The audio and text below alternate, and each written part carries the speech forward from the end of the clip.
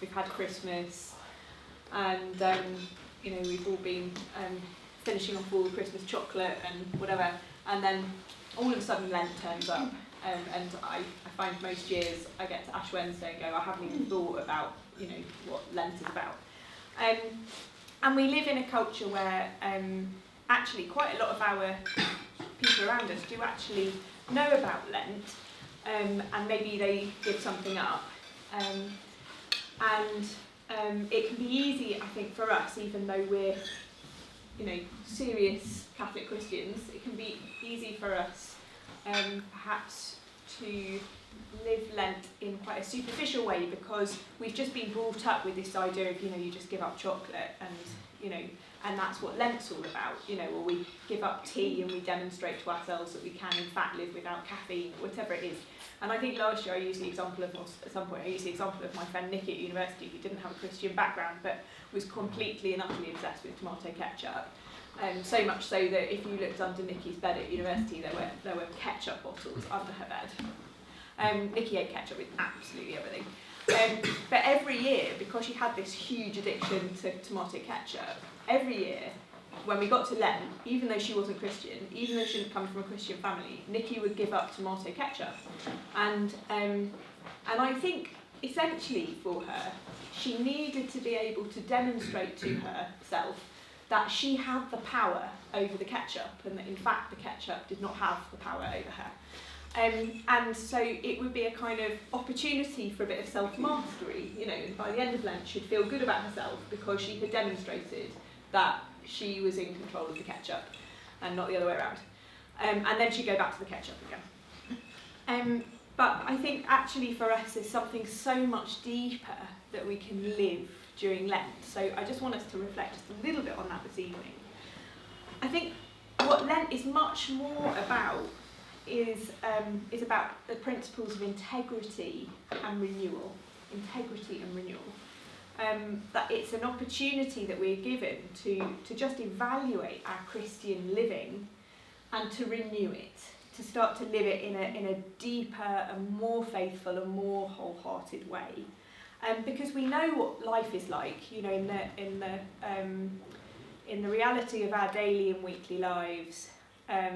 We can lose something of that edge in our desire to follow Jesus, and we can just grow a little bit cold, or some of the things that we know would be good for us, and we perhaps let go of and stop being faithful to, whether it's our commitment to prayer, or our commitment to going to the sacrament of reconciliation, or reading spiritual books, or whatever it might be, or those things we might just let go of a little bit during a normal day or week or whatever over the course of the year, and we can begin to allow things to creep in which actually also undermine our spiritual life. Perhaps we're spending too much time on Facebook, or we're watching too much television, or we're just getting too addicted to tomato ketchup or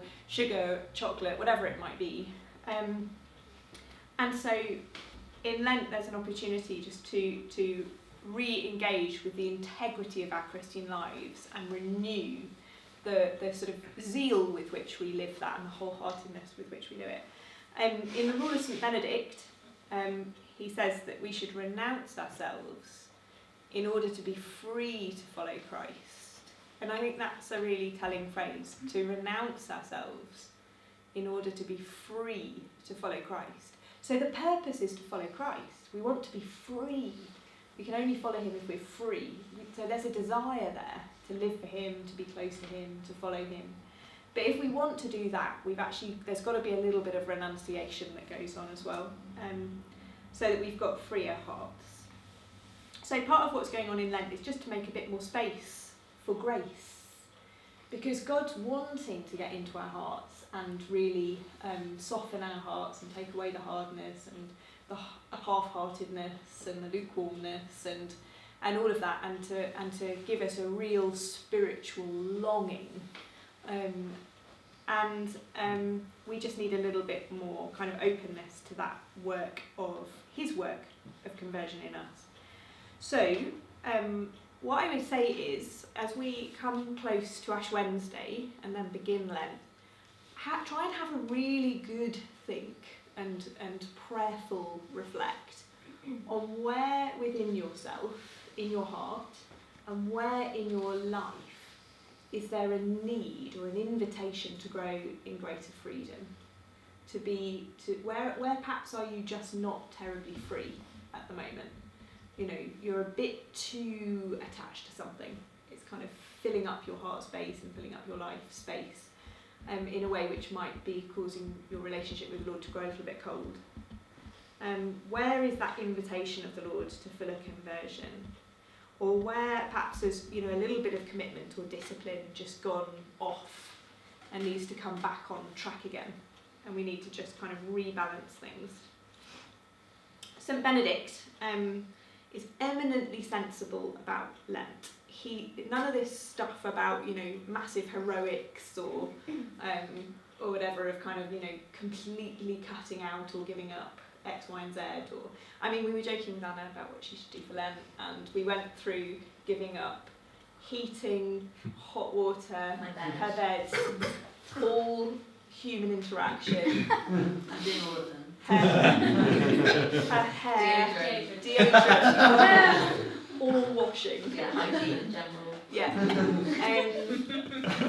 So Anna will weigh up the options there, and we might not want to spend much time with her this Lent. But like St. Benedict is actually very sensible and doesn't suggest any of those sorts of things at all. So sorry about that. That was very unhelpful advice I was giving you there, Anna. St. Benedict actually just suggests a bit of tweaking, but sensible tweaking. So he says, have a little bit less food, a little bit less drink, a little bit less sleep, a little bit less banter, a little bit less...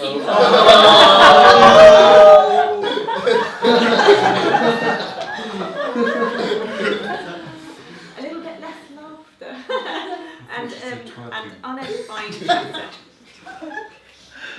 And then he says that we should take on a few things as well. We should have a little bit more prayer, with tears, which means contrition, sorrow for our sin. A little bit more spiritual reading. So he just suggests a bit of tweaking to adjust the balance, because this isn't about Nikki's need to overcome tomato ketchup and demonstrate that she was boss. This vision for creating a Lenten plan is actually about just getting the balance back in place again, so that we can be in a freer place in our hearts and in our lives to really follow the Lord more wholeheartedly. And it's also about actually increasing our longing and desire for Easter. So, you know, when we feel that desire for chocolate or, you know, just to, I don't know, whatever it might be, whatever the tweaking is that we do this Lent, when we experience the desire for the stuff that we're cutting back on, it can remind us actually that our longing ultimately is for the Lord, it's for the resurrection, and then we can allow it to help us to really grow in desire for Easter Day and for the resurrection that we'll be celebrating, hopefully all of you at work. Sorry, Lisa, when we come on the retreat, we'll be abandoning Father Lisa. I'll be abandoning St. Joseph. So I just this is part one of this evening. I'm just going to give you a few minutes of silence. 3 minutes. We'll have 3 minutes for you just to have a little reflective, prayerful search within you to see where within you at this moment is there that invitation of grace to grow in freedom. Where are you being invited to renounce yourself in order to be free to follow Christ? So where's that little area of conversion that's needed this Lent, that you might be able therefore to kind of make your plan in relation to, if that makes sense. So take a few minutes to have a think about that. And as you think about it, just think, specifically as a result of that, what might you need to do? What might your Lent plan need to be? Where might a little bit of discipline need to be brought into play? So 3 minutes, and then we will just share with our neighbours. So with Lent, it's really, really good to be very, very practical and concrete about things. So, for instance, when we stopped saying silly things to Anna about her giving up deodorant for Lent, we suggested setting her alarm clock 5 minutes earlier as an actually sensible thing. Because sometimes I think we think we've got to do something massive, right? But 5 minutes less sleep and 5 minutes more prayer is a very simple thing. But actually it's of real spiritual value. And it's not impossible, and I think we always demoralise ourselves when we come up with big elaborate plans, and then it all fails in the first few days, and then we give up our Lent plans, by the evening of Ash Wednesday, and it's all downhill from there. And just thinking about if you're gonna, I don't know, for instance, we've talked about a couple of things in our group. I don't mind showing these things now. Like if you're gonna, like for instance, try to give up speaking unkindly about people or something like that, it can be quite difficult to be really practical about that. So one of the things you might want to try doing is actually having an accountability partner or whatever during Lent. So somebody that you share with them and they share with you what you're going to do. And then once a week or whatever, you just let each other know how you're doing, and they will just share where you've fallen down.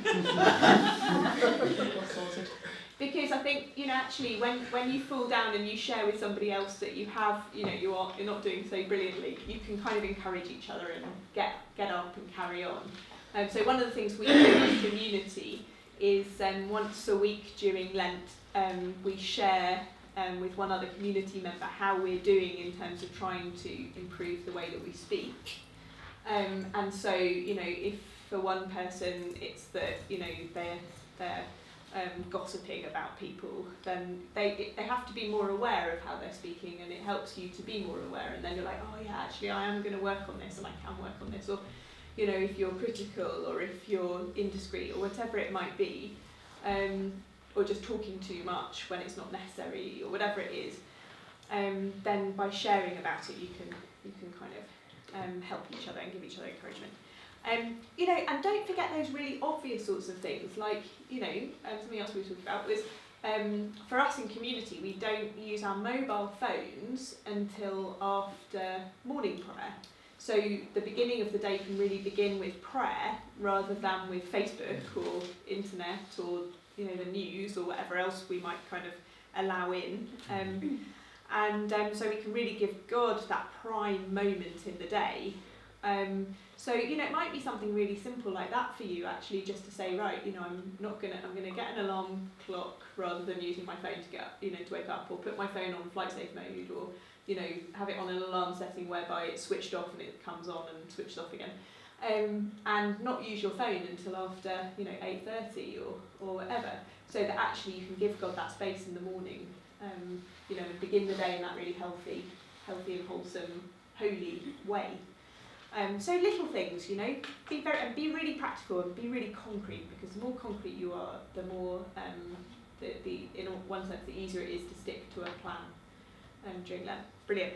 Okay, now I'm going to move on to the next part of things, at which point I think pancake making might begin.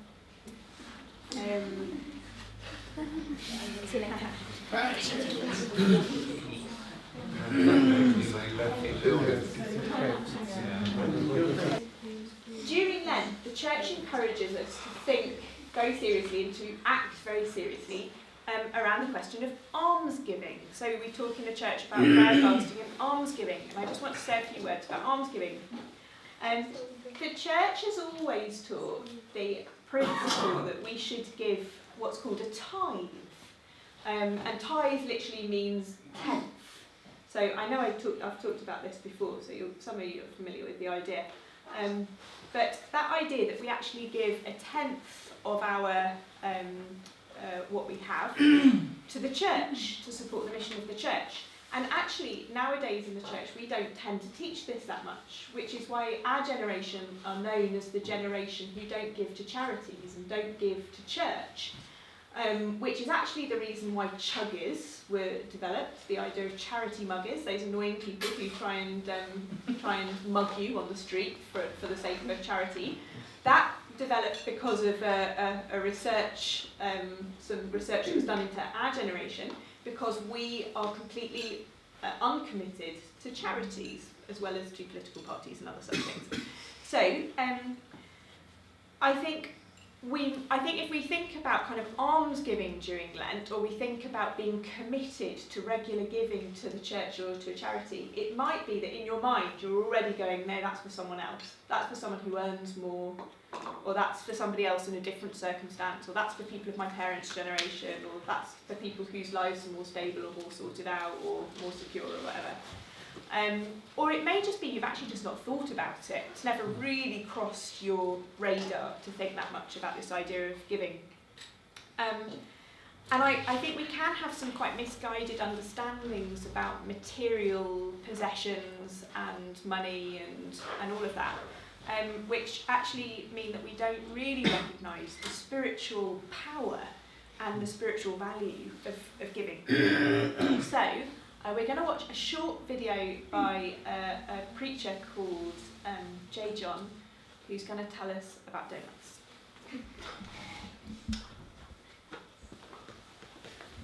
For somewhere to sit, but all the tables are all taken. But there's one table where there's one man sitting, and he thinks, oh, I'll just go and sit opposite him. So he goes there, he puts his coffee down, he puts his bags down, he gets his coat off, puts it on the chair, sits down, opens his coffee, has a sip, picks up the bag of donuts, opens it, takes out the donut, starts eating it, puts the bag down. The man opposite stretches over, picks up the bag of donuts, opens it, takes out a donut, starts eating it, puts the bag down, smiles. The other man cannot believe what he has just seen. He cannot believe that the man has just stolen one of his donuts. He's thinking, what is the world coming to? What is the world? But then he thinks, well, maybe, the guy's not quite there, or, he better not say anything in case the guy kind of erupts and he's violent. But he gives him one of these, if looks could kill. He picks up the bag of donuts, he takes out another donut, and he moves it near to his coffee, as far away from the other man. While he's sipping his coffee, the man stretches over, picks up the bag, takes out another donut, starts eating it, puts it on the table, pushes it back, smiles.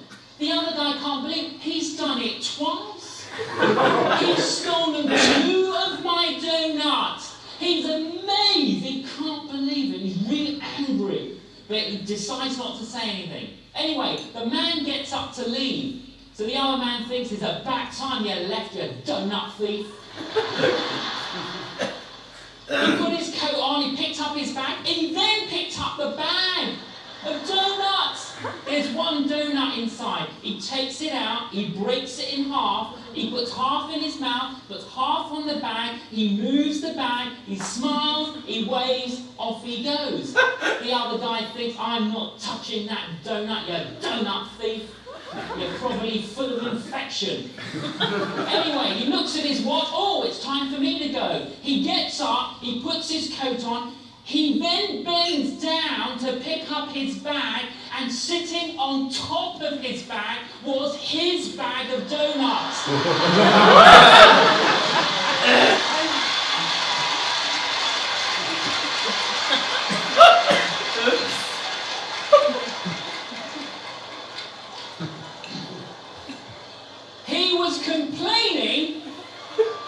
He was complaining that the other man was stealing his donuts, when in fact the other man was sharing his donuts.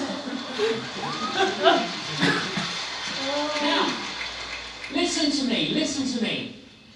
God owns all the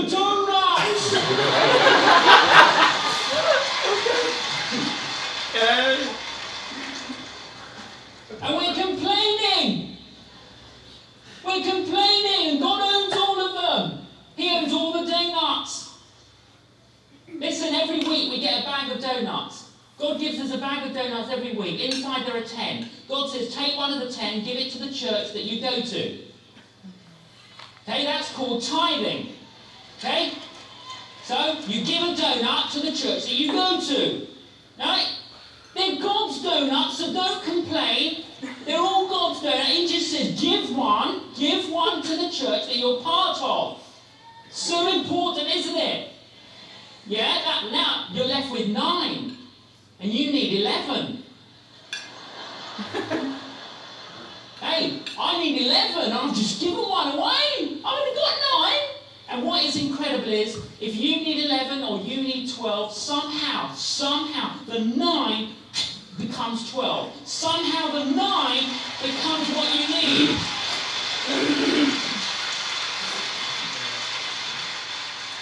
Honestly, a lot of people in Britain haven't heard the sermon on the amount. They haven't. Honestly, a lot of British Christians squeeze the pound so tightly they make the Queen cry.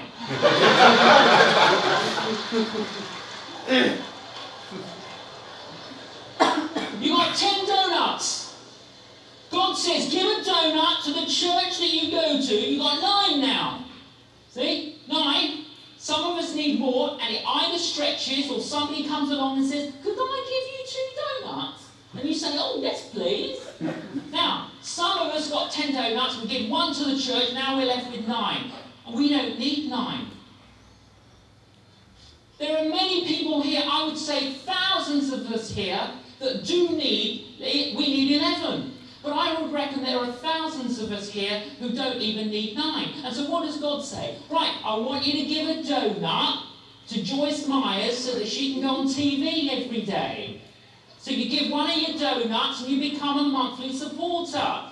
Yeah? And then something else happens. You know, there's a need, or this orphanage, or compassion, or World Vision. And you think, oh yeah, and God says, give a donut. Listen, we all get the quiver in the liver.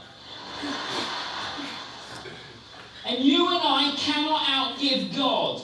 And when you act on it, He responds. So what we've got to do is to say, Lord, they're all your donuts. What do you want me to do with them? What do you want me to do with them? And if you've got a spare donut, give it to me. I'll have it. Brilliant, thank you. So, donuts. Give you donuts.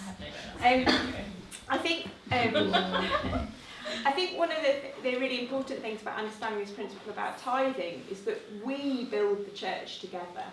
And he's very clear. He says you give your donut to the church. So, it's for us to build the church together.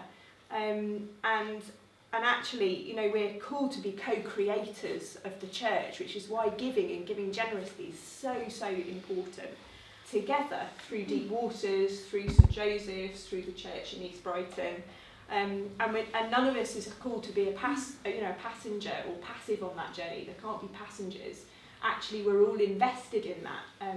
It's for us to work at this together. And I think one of the sort of distorted mindsets that we can have, as well as thinking that the donuts belong to me, is actually. We imagine, I think, sometimes that the church has a kind of magic pot of gold sitting in the Vatican or something, which is where the money comes from. So the money for the Wellspring community, the money for, we talked about school chaplaincy earlier, how to run the mission in the school. The money for the priests, the money for the heating, the money for, for any of the forms of missionary work that we do, or education, or just simply keeping things ticking over.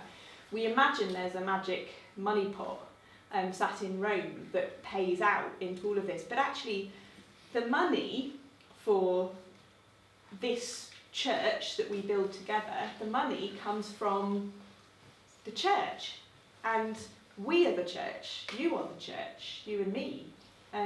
So the money comes from us, it comes from people like us. And in one sense, more specifically, it comes from the laity. It comes from those who are actually called to work in the world, earning an income, and then generously giving, a donut or two to build the church. So I'd really encourage you to think about that and to allow yourself to have that new mindset. You may have given one of your donuts away and then think, hang on, but actually, I need a few more donuts, I haven't got enough. There is a real dynamic and principle behind that, which is you may have never experienced it, so you may have no idea what he's talking about, but try it and you will see. And just to give a couple of examples, I've had quite a few examples in my own life, but there'll be other people who can share loads of examples of this with you. I think it was only this time last year, as a community, we felt that there was a married couple who were making a really significant choice to step out of paid work in order to live in mission in Wellspring. And we know them and we work with them, and we think they're really good people who are being called by the Lord to a radical way of life and to be on mission in an area that really needs it and where there's very little Christian presence.